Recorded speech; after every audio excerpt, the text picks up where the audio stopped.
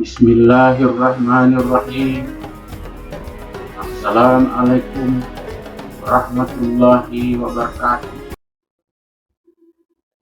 Alhamdulillah, alhamdulillah wa syukurillah.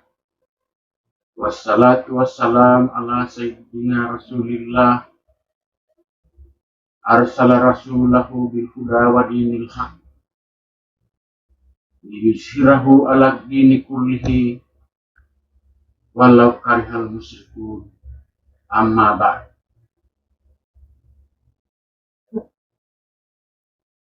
Para pemirsa dan para pendengar yang dirahmati Allah,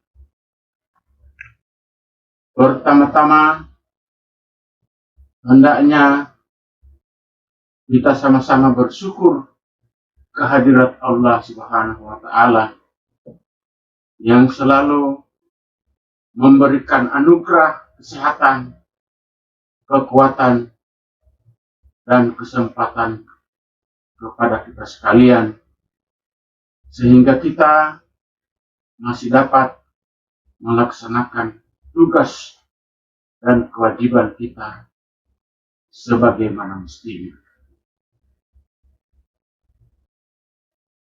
Selawat dan taslim kita haturkan kepada junjungan Nabi kita, Nabi besar Muhammad Sallallahu Alaihi Wasallam, beserta keluarga, sahabat, dan pengikutnya, tabi'in, tabi'in, dan insya Allah selawat dan salam sampai kepada kita umatnya hingga akhir zaman. Amin ya Rabbul Alamin. Selanjutnya, tak lupa saya menyampaikan terima kasih yang tulus dan penghargaan yang tak terhingga kepada pihak-pihak ataupun apresiasi yang telah membantu, baik berupa bantuan material dan moral secara langsung maupun secara tidak langsung, atas terwujudnya channel video kami sampai pada tahap monetisasi, terutama kepada bagian teknisi yang selalu berupaya semaksimal mungkin dalam persiapan alat-alat sampai pada rekaman, dan semua pihak yang telah menonton video kami sampai selesai, sekaligus mensubscribe dan menekan tombol lonceng serta like dan share kepada medsos, sampai pada akhirnya channel kami dari perguruan Hidayatul Indrali sampai pada wujud keadaan sekarang. Bapak-bapak, ibu-ibu, serta saudara-saudara yang kami hormati, pada kesempatan kali ini kami dari perguruan Hidayatul Indrali akan memberikan uraian ataupun penjelasan tentang asal kejadian alam semesta.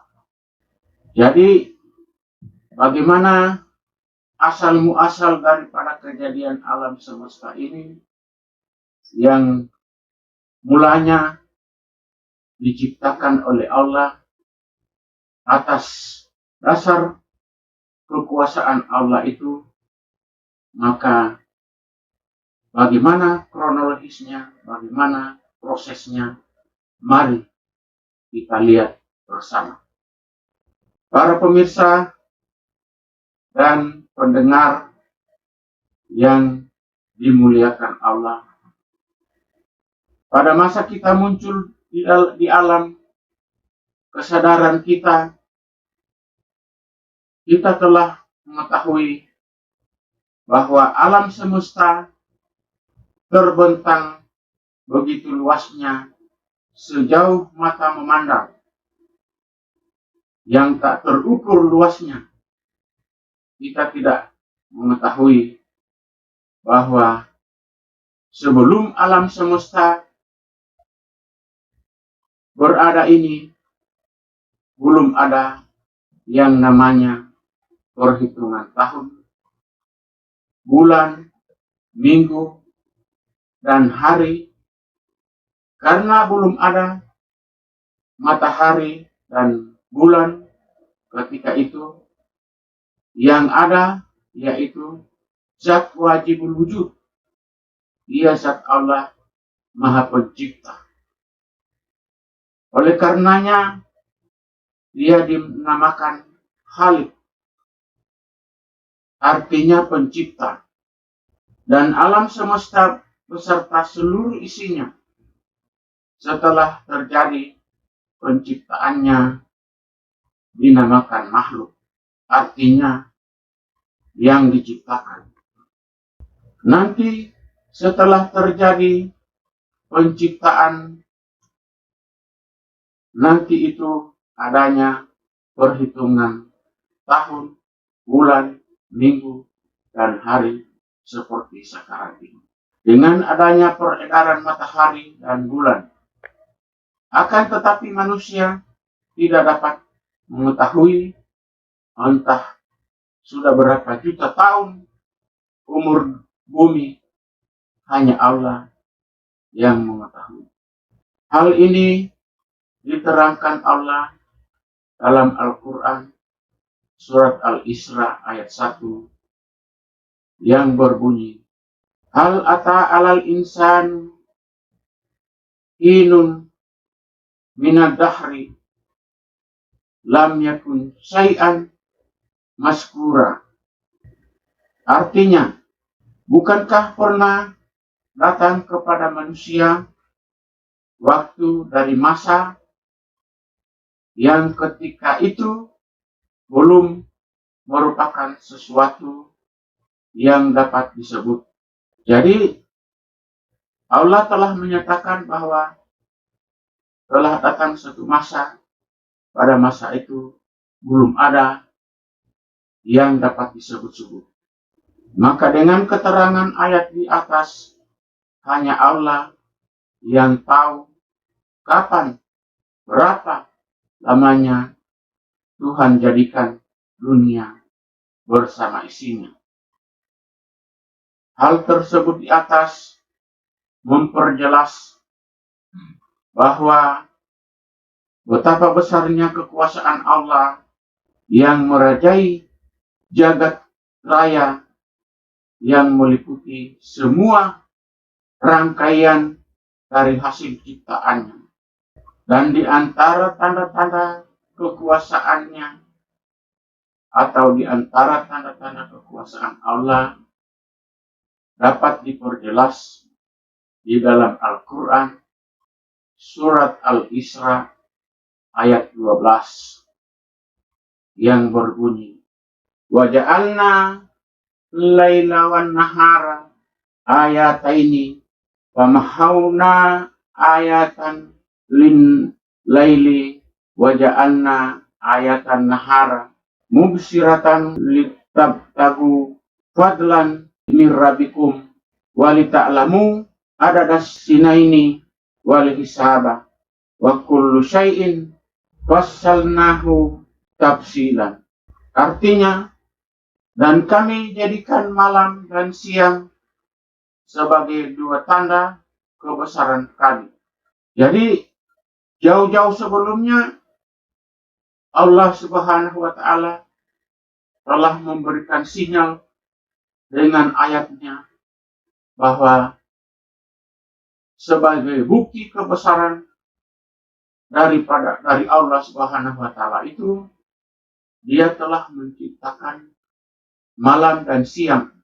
Kemudian kami hapuskan tanda malam dan kami jadikan tanda siang itu terang benderang.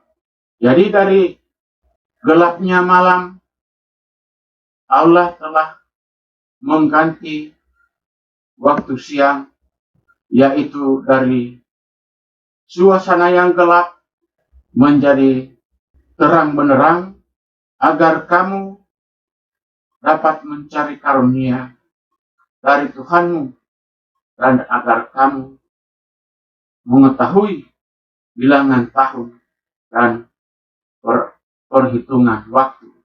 Jadi dengan adanya pergantian malam dan siang, dan dengan adanya peralihan yang gelap daripada terang benderang, maka itu membuktikan bahwa jarak antara siang dan malam itu telah menjadi suatu tanda yang dapat membuktikan dan dapat menandakan bahwa manusia sudah dapat memperhitungkan antara hari, waktu, minggu, bulan, dan sebagainya.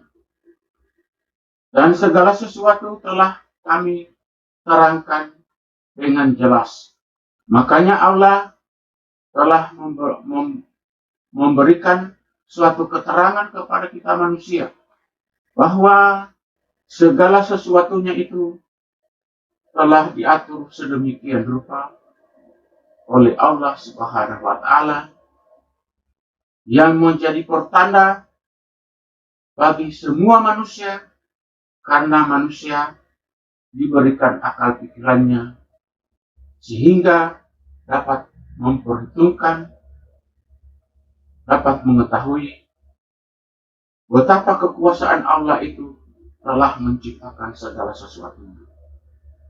Jadi itu menandakan dan membuktikan kepada kita semua manusia bahwa semua sudah diatur sedemikian rupa oleh Allah Subhanahu wa Ta'ala, yang menjadi rahmat yang diberikan kepada setiap manusia. Dengan penjelasan ayat di atas bahwasanya Allah memperlihatkan dua tanda kebesarannya dengan menjadikan malam dan siang, agar setiap orang dapat memperoleh karunia dari Allah Subhanahu wa Ta'ala sebagai bukti kebesaran dan kekuasaan Allah.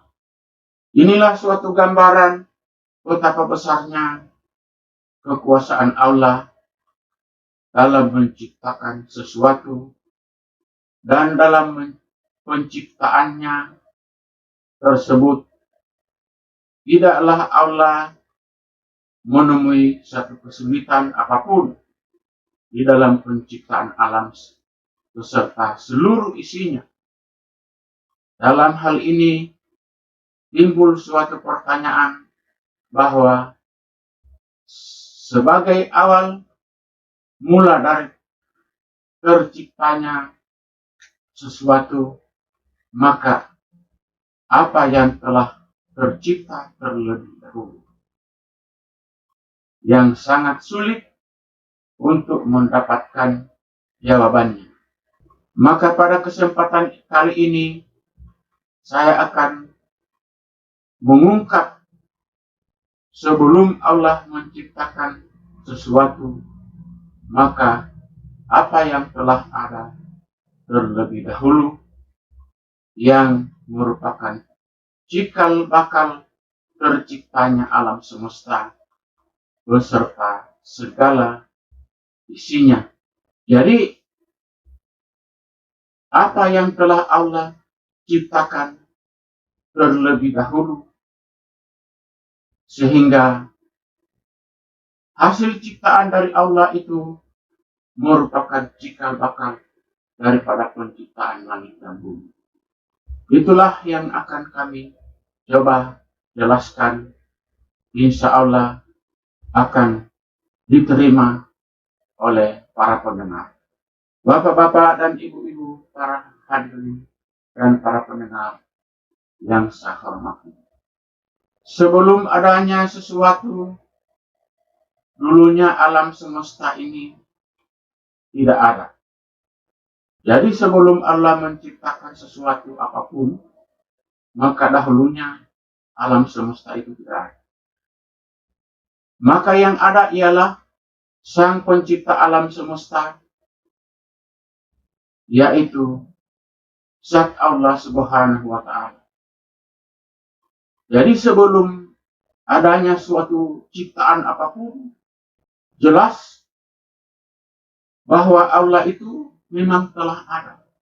Karena Allah itu Maha Kuasa dalam segala sesuatu. Kemudian yang melatar belakangi penciptaan langit dan bumi, karena Allah akan menciptakan manusia, jadi akan diuraikan pada kesempatan ini, yaitu sebelum adanya sesuatu apapun yang ada kecuali Zat Allah Subhanahu wa Ta'ala. Kemudian sebelum adanya sesuatu apapun, ada yang menamakan hu. Sebelum adanya sesuatu apapun, ada yang menamakan hu, yang berasal dari kata huwa, yang berarti dia. Akan tetapi dia itu siapa? Jadi yang dikatakan hu ataupun huwa itu tertuju kepada siapa? Tak lain adalah Zat yang maha wajibul wujud, yang diistilahkan dengan Khalik, artinya pencipta. Akan tetapi pencipta itu apa dan seperti apa tidak ada yang mengetahui. Tetapi begitu berkembangnya ilmu yang ditegaskan dalam Al-Quran, maka kata hu ataupun huwa yang artinya adalah dia menjadi nama Allah. Dalam hal ini diperjelas melalui Al-Quran surat Al-Ikhlas ayat 1 yang berbunyi, Qul huwallahu ahad, yang artinya katakanlah wahai Muhammad, dialah Allah yang Maha Esa. Jadi kata hu ataupun kata huwa itu dinyatakan oleh Allah atau diberitahukan oleh Allah melalui Nabi Muhammad SAW bahwa dialah Allah yang Maha Esa. Jadi yang disebut dengan Maha Esa di sini tidak hanya dapat diartikan dengan satu. Karena kalau kita artikan dengan satu, berarti masih ada yang keduanya ataupun yang ketiganya dan lain seterusnya. Akan tetapi yang dikatakan Esa itu adalah Maha Tunggal, yang tidak ada duanya dan tidak ada lain-lainnya kecuali hanya Allah. Jadi asal daripada kata huwa ataupun kata hu, yaitu membuktikan, menunjukkan bahwa hanya dia Allah yang Maha Esa, yang menegaskan kemurnian keesaan Allah Subhanahu wa Ta'ala. Jadi ayat ini mengandung perintah kepada setiap manusia untuk mengatakan bahwa dia Allah yang Maha Esa, dalam arti bahwa kata Esa ini artinya tunggal, bukan diartikan satu, karena kalau diartikan satu berarti ada yang lainnya seperti yang saya sebutkan tadi. Dan hal ini diberitahukan melalui Nabi Muhammad SAW, yaitu Nabi akhir zaman sebagai Rasulullah Shallallahu Alaihi Wasallam, yaitu usul daripada Allah Subhanahu Wa Taala. Jadi diartikan tunggal dalam pengertiannya yang diterangkan oleh ayat surat Al-Ikhlas tadi, bahwa pengertiannya hanya satu-satunya, tidak ada yang lain selain Allah Subhanahu Wa Taala. Kemudian berikut ada yang menamakan kun, artinya menurut logat daripada bahasa Arab, kun itu berarti jadi, yang mengandung kata kerja, menjadikan ataupun menciptakan. Jadi kun itu menggambarkan suatu kata kerja, bahwa menjadikan ataupun menciptakan. Jadi menciptakan di sini adalah menciptakan segala sesuatu, alam bersama isinya dan bersama semua makhluknya, yaitu hasil daripada yang diciptakan oleh Allah Subhanahu wa Ta'ala. Sesungguhnya Allah dalam menciptakan segala sesuatu itu tidaklah mengalami kesulitan dalam menciptakan segala sesuatu, tidak dengan menggunakan sesuatu peralatan apapun, tetapi dengan hanya mengucapkan kun, jadi, maka fayakun, maka terjadilah segala sesuatu. Namun dalam hal ini, terciptanya segala sesuatu, semuanya melalui proses.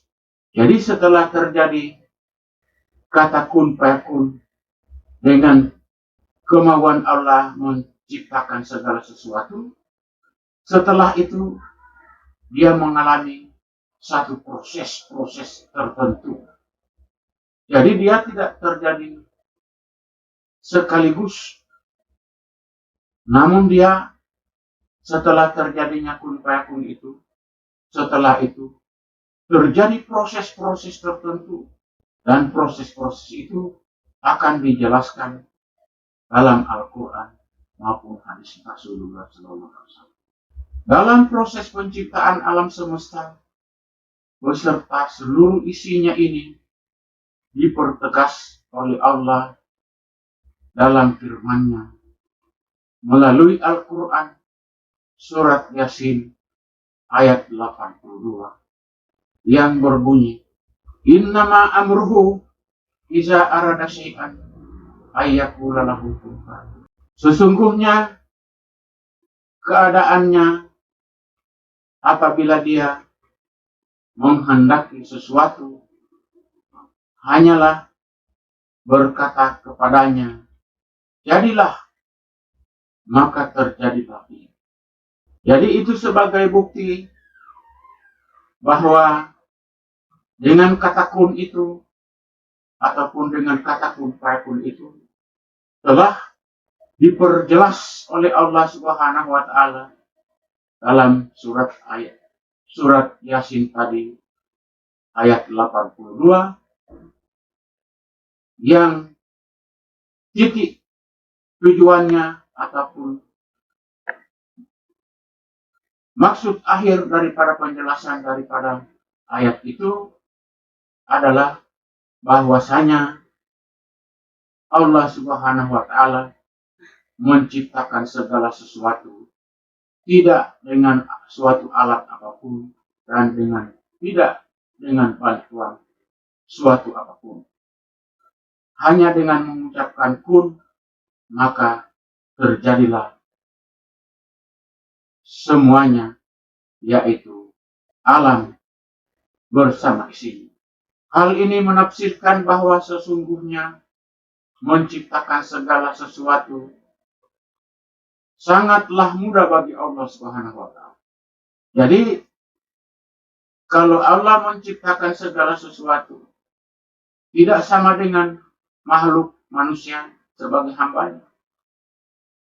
Kalau manusia sebagai makhluk hambanya, segala-galanya masih membutuhkan pemikiran, segala-galanya masih membutuhkan alat, segala-galanya masih membutuhkan proses tertentu yang membutuhkan bantuan dan peralatan tertentu sehingga terwujud apa yang dibuat oleh manusia.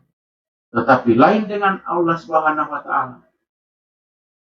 Allah Subhanahu wa taala hanya dengan mengucapkan kun fayakun saja, maka telah terjadi segala sesuatunya.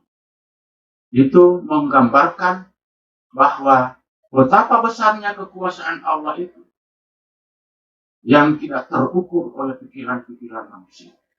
Apabila Allah menghendaki untuk menciptakan sesuatu, Dia hanya berkata kepadanya, jadilah, maka dengan serta-merta terjadilah sesuatu yang dikehendakinya itu. Keadaan yang berlaku bagi ketetapan Allah ini tidak berlaku untuk anugerah.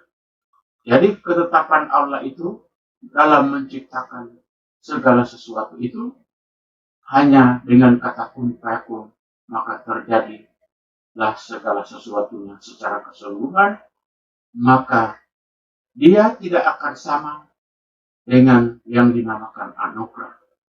Tapi juga hal lain yang bersifat perubahan ataupun pergantian.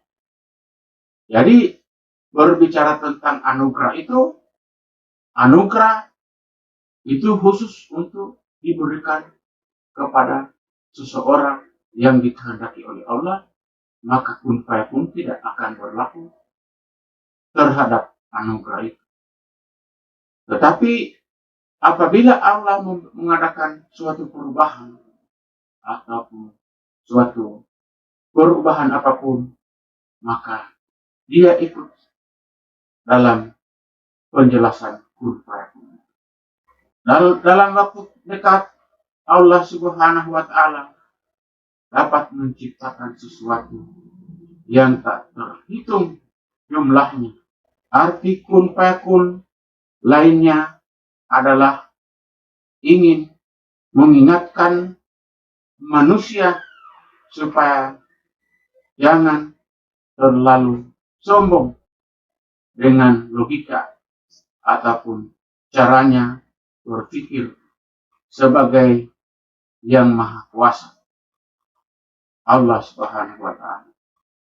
Jadi kadangkala manusia hanya mengandalkan logika.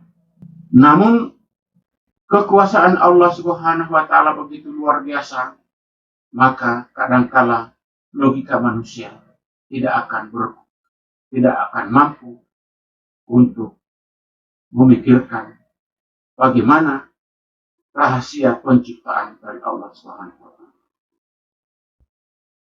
Sebagai yang maha kuasa, Allah Subhanahu wa taala mampu membalikkan hal yang mustahil menjadi mungkin.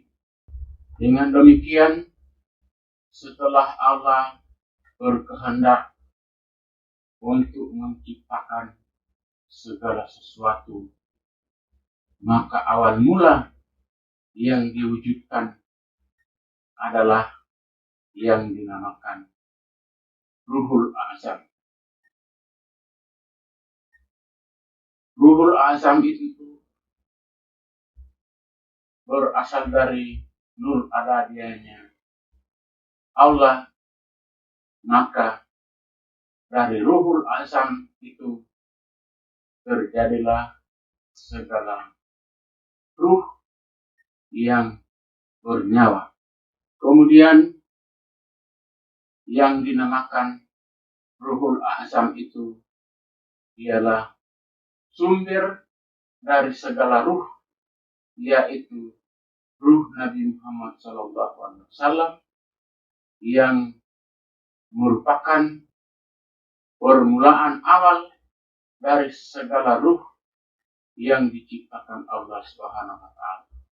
Kun fayakun adalah sebagai suatu proses, yaitu proses awal penciptaan segala sesuatu yang menjadi satu pada Nur Muhammad. Kemudian Allah secara gaib menyelinap pada nur itu sebagai suatu proses, maka Nur Muhammad menilik dirinya, maka keluarlah roh ataupun nyawa. Kemudian setelah proses kun fayakun, maka ada pula yang menamakan ketiadaan yang sempurna. Jadi masa-masa pemberian ataupun dugaan nama-nama yang telah diungkapkan itu, yang pertama adalah hu, dan yang kedua adalah kun. Kemudian yang berikutnya yaitu yang menamakan ketiadaan yang sempurna. Jadi analisa ketiadaan yang sempurna, bahwa Allah itu maha sempurna karena belum ada sesuatu apapun yang diciptakan, maka Allah diberikan istilah ketiadaan yang sempurna karena belum terwujud suatu apapun yang Dia adakan. Ada yang menamakan yang esa. Yang esa itu adalah pengertiannya yang tunggal, yakni yang maha tunggal. Yang lain menamakan yang memang ada, yaitu adanya, tidak berpermulaan dan tidak berkesudahan. Jadi Allah itu tidak berpermulaan. Yang dimaksud dengan tidak berpermulaan di sini adalah tidak mempunyai proses-proses tertentu sehingga terjadi adanya. Itulah yang dimaksud dengan tidak berpermulaan. Yang berikutnya adalah Dia tidak berkesudahan. Jadi tidak seperti makhluk-makhluk yang lainnya yang diciptakan Allah, yaitu makhluk-makhluk hidup lainnya. Makhluk hidup yang lainnya adalah pasti mengalami kesudahan ataupun mengalami binasa ataupun mengalami sesuatu perubahan. Itu perbedaan antara Sang Pencipta dengan yang diciptakan, bahwa Allah itu tidak berpermulaan dan tidak berkesudahan. Hal ini dipertegas oleh Allah di dalam Al-Quran, surat Al-Hadid ayat 3 yang berbunyi, Wal awwalu wal akhir wal zahiru wal batinu wa huwa bikulli syai'in alim. Artinya, Dialah yang awal, yang akhir, yang zahir, dan yang batin. Dan Dia maha mengetahui segala sesuatu. Jadi itulah seperti disebut di atas, bahwa Dia dipertegas oleh Allah Subhanahu wa Ta'ala dalam dalilnya di dalam Al-Quran. Maka Dia dijelaskan bahwa dia yang awal, yang akhir, yang zahir dan yang batin. Karena Allah Subhanahu wa Ta'ala itu tidak melalui proses tertentu atas kejadian. Dengan memperhatikan petunjuk Allah melalui ayat ini, bahwa kebesaran dan kekuasaan Allah meliputi segala aspek, baik yang awal mula penciptaan maupun pada situasi akhirul zaman. Pengetahuan Allah pada yang zahir maupun yang batin, semua jelas bagi Allah setiap waktu dan setiap saat. Kemudian ada juga yang menamakan yang esa. Jadi perkataan esa itu adalah pengertiannya adalah yang maha tunggal, yang sebagaimana yang telah dijelaskan pada penjelasan-penjelasan di atas. Maka kata esa pada alinea ini tidak perlu kami jelaskan lagi. Dan ada pula yang menamakan la na'yun. La na'yun itu artinya yang belum nyata. Pernyataan nama yang belum nyata karena dia belum nyata adanya. Karena dia belum nyata adanya sebab belum ada sesuatu yang dapat mengetahui tentang kebesaran Allah Subhanahu wa Ta'ala. Tidak akan nyata keberadaan Allah melainkan yang menyatakan adalah ciptaannya. Jadi diistilahkan yang belum nyata itu karena belum ada sesuatu apapun yang diciptakan oleh Allah Subhanahu wa Ta'ala, maka belum ada sesuatu pun juga yang dapat menyaksikan keberadaannya, maka dia diistilahkan yang belum nyata. Nanti dia nyata pada hasil-hasil daripada ciptaannya yang dapat menyaksikan sendiri hasil ciptaan itu tentang keberadaan Allah Subhanahu wa Ta'ala. Dengan demikian, setelah terjadi proses penciptaan melalui jalan kun fayakun sebagaimana tersebut di atas, maka terciptalah sesuatu sebagai akibat, sebagai hembusan ruh yang berasal dari yang maha hidup. Jadi yang dinamakan Ruhul Azam itu adalah hasil daripada hembusan penciptaan Allah. Maka pada saat itu telah nyata bahwa tiada Tuhan selain Allah dan tiada yang wajib disembah terkecuali Allah Subhanahu wa Ta'ala. Kemudian Ruhul Azam itu merupakan sumber dari segala ruh, termasuk ruhnya hewan dan tumbuh-tumbuhan.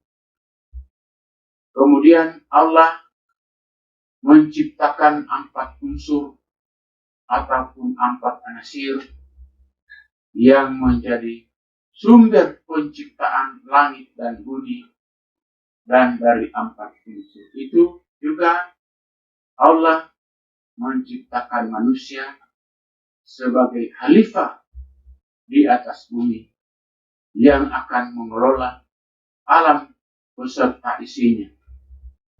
Manusia dianugerahi akal dan pikiran serta perasaan sehingga mampu memikirkan pengembangan alam semesta sehingga dapat dikelola dengan baik dan benar sesuai dengan perintah Allah dan Rasul-Nya. Jadi manusia dianugerahi oleh Allah akal dan pikiran, dibebani oleh Allah Subhanahu wa taala menjadi khalifah ataupun pemimpin di atas bumi berdasarkan tatanan-tatanan, petunjuk-petunjuk yang diberikan Allah melalui Rasulullah SAW yang dapat dikelola, dapat dilaksanakan oleh manusia dengan baik dan benar. Manusia dapat mengelola perkembangan dalam urusan-urusan keduniaan dan lain-lainnya. Manusia dibekali Allah dengan akal pikiran dan sebagai pelengkapnya manusia disempurnakan kejadiannya dengan 4 macam sifat, yaitu amarah dari unsur api, kemauan dari unsur angin, cita-cita dari unsur air, dan sabar dari unsur bumi dan unsur api. Dan unsur api itu berkedudukan di telinga, unsur air berkedudukan di mata, unsur angin berkedudukan pada hidung, dan unsur bumi berkedudukan pada mulut. Jadi Allah melengkapi manusia dengan telinga sebagai alat untuk mendengar sehingga dapat mendengar hal-hal yang baik maupun yang buruk. Kalau mendapatkan hal-hal yang baik ataupun yang buruk membuat orang bisa tersinggung perasaannya, seperti yang cemoohan, celaan, makian, dan sindiran, serta kata-kata yang menyakitkan, yang membuat hati manusia ibarat api yang membara pada perasaannya. Itu apabila manusia mendapatkan kata-kata yang tidak dia inginkan ataupun sindiran-sandiran yang dia tidak senang untuk mendengar. Dan apabila dapat mendengarkan kata-kata yang baik, lembut, sopan, maka hatinya menjadi lembut. Unsur air berkedudukan pada mata, membawa sifat adil, dapat memberikan sifat adil terhadap sesama manusia, dapat mengukur yang benar dan yang salah. Unsur angin berkedudukan pada hidung sebagai alat penciuman, alat penunjuk bau. Dengan demikian dapat membedakan bau yang wangi dan yang tidak baik dan lain-lain. Kemudian kita masuk pada unsur tanah. Unsur tanah berkedudukan di mulut yang membawa manusia sifatnya sama dengan tanah. Ia selalu menerima apa saja yang datang kepadanya dan tidak dapat menolaknya. Hal-hal yang tersebut di atas merupakan sifat kesempurnaan manusia yang dianugerahkan Allah Subhanahu wa Ta'ala. Karena manusia dipersiapkan Allah untuk menjadi khalifah di atas bumi yang dapat mengelola alam semesta yang disempurnakan. Jadi disempurnakan kejadiannya dari Allah Subhanahu wa Ta'ala. Selain itu, manusia diberikan pula oleh Allah akal dan pikiran untuk dapat menyerap ilmu pengetahuan dan teknologi, selain dapat mengelola alam dengan baik, dapat juga hendaknya mempertimbangkan hal-hal yang benar dan yang salah. Manusia diberikan kelebihan dan keistimewaan oleh Allah Subhanahu wa Ta'ala apabila manusia dapat menyalahgunakan wewenangnya, maka merupakan satu kesalahan yang berakibat kerugian bagi manusia itu sendiri. Karena manusia sudah bersedia menerima status. Jadi manusia itu sudah menerima status sebagai khalifah ataupun sebagai pemimpin, maka manusia yang menerima segala risiko yang ada pada dirinya sendiri. Dalam hal ini, Allah telah memperingati manusia melalui Al-Quran, surat Al-Asri, ayat 1-3, yang berbunyi, Wal asri, artinya demi masa. Jadi pada ayat Al-Asri ini Allah telah bersumpah dengan masa. Jadi masa itu atau waktu apabila kita pergunakan, apabila kita manfaatkan dengan sebaik-baiknya, maka waktu itu ataupun masa itu sangat-sangat bermanfaat bagi manusia.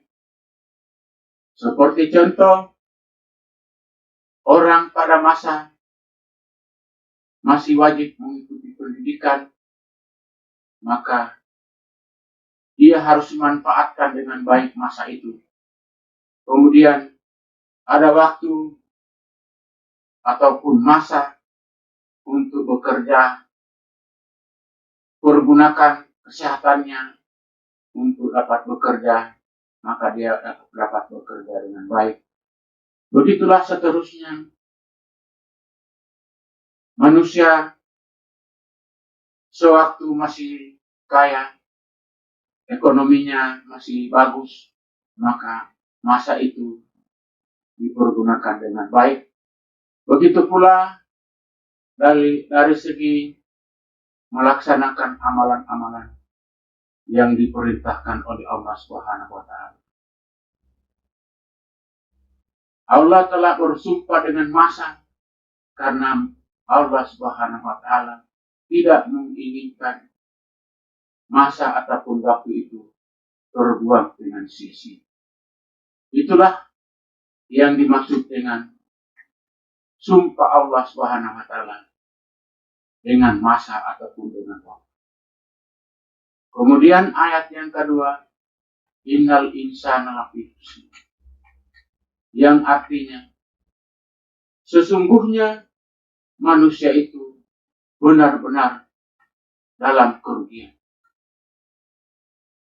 Jadi yang dimaksud oleh Allah Subhanahu wa Ta'ala dalam kerugian itu orang-orang yang tidak dapat mempergunakan masanya dengan baik, tidak dapat menggunakan waktunya beramal, mengerjakan amal-amal yang saleh, amal-amal kebajikan dengan baik, maka itu termasuk orang-orang yang merugi.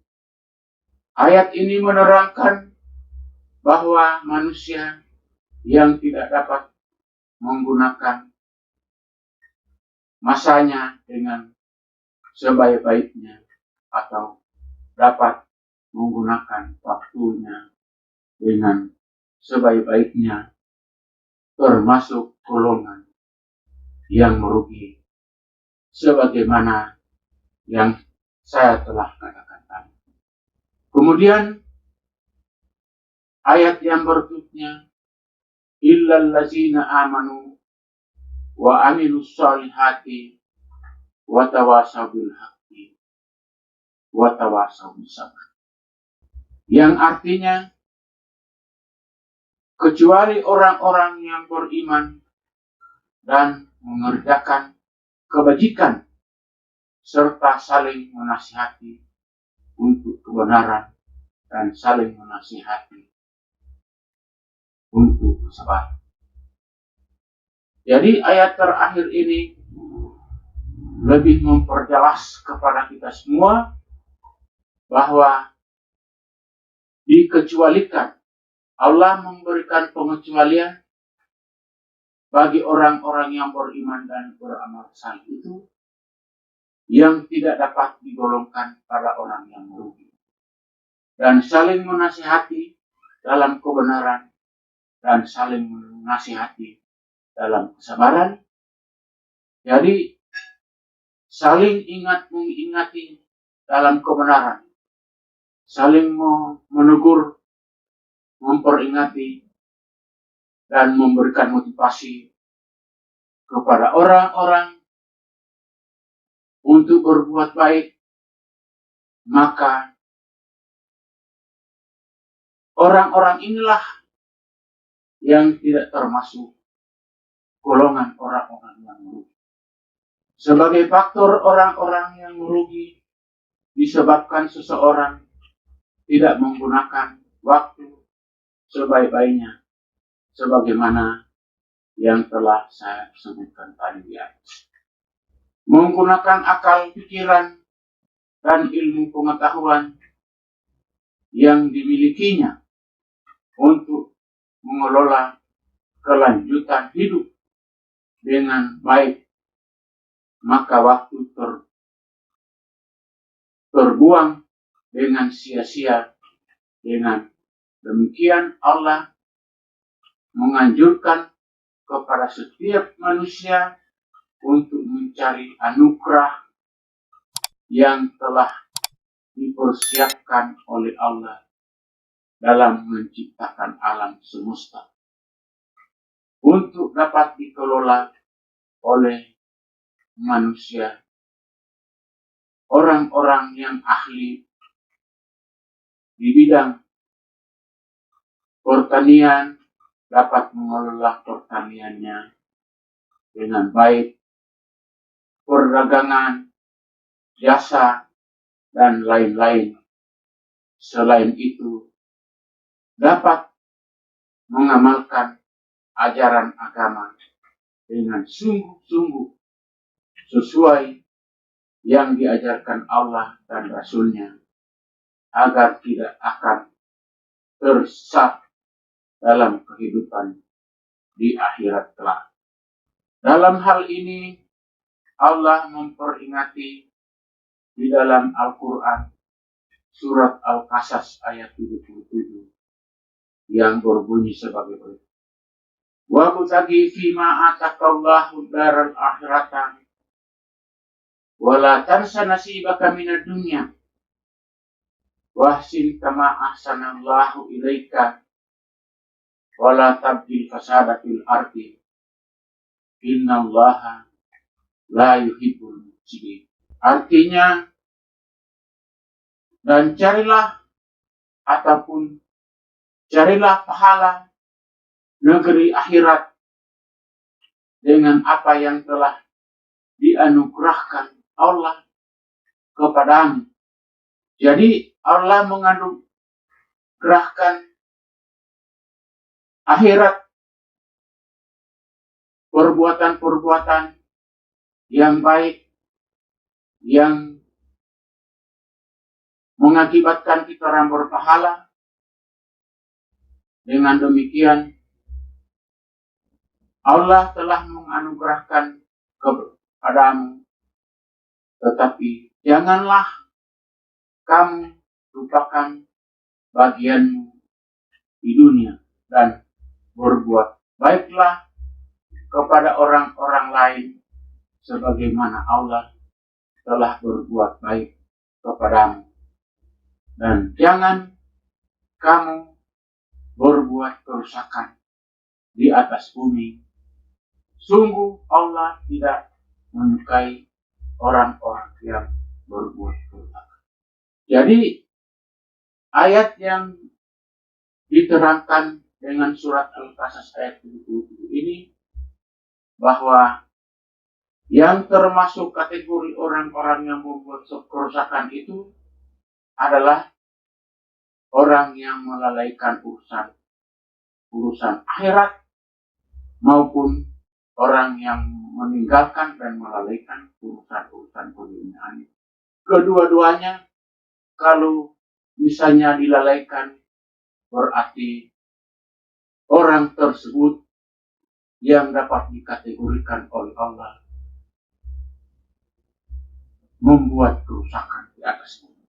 Ayat di atas memberikan petunjuk dan peringatan kepada manusia mencari amal kebajikan untuk bekal kehidupan di akhirat. Jadi peringatan Allah itu cenderung untuk mencari kebajikan untuk kehidupan di akhirat dan tidak harus melupakan urusan keduniaan.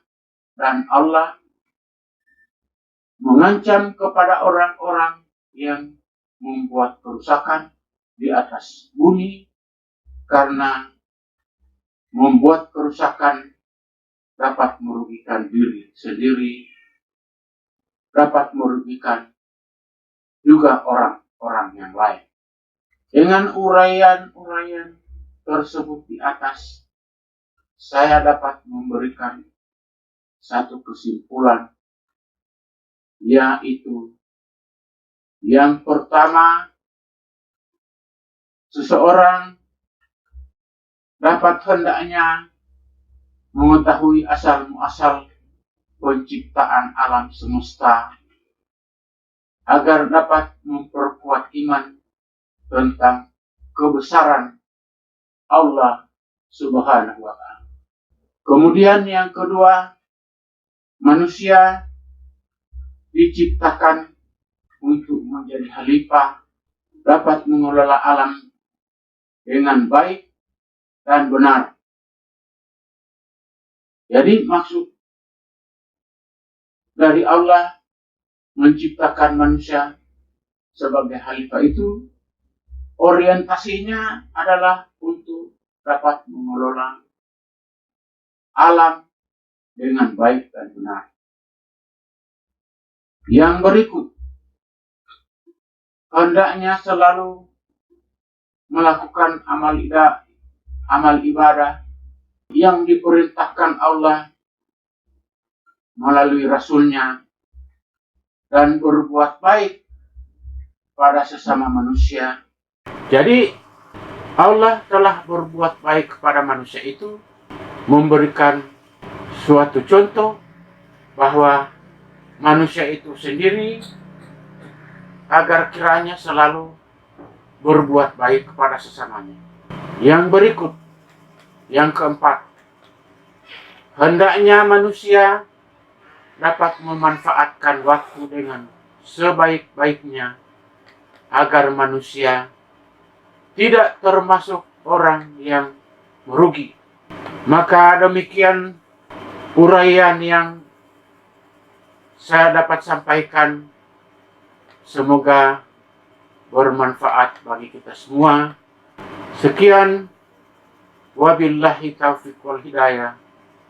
Wassalamualaikum warahmatullahi wabarakatuh.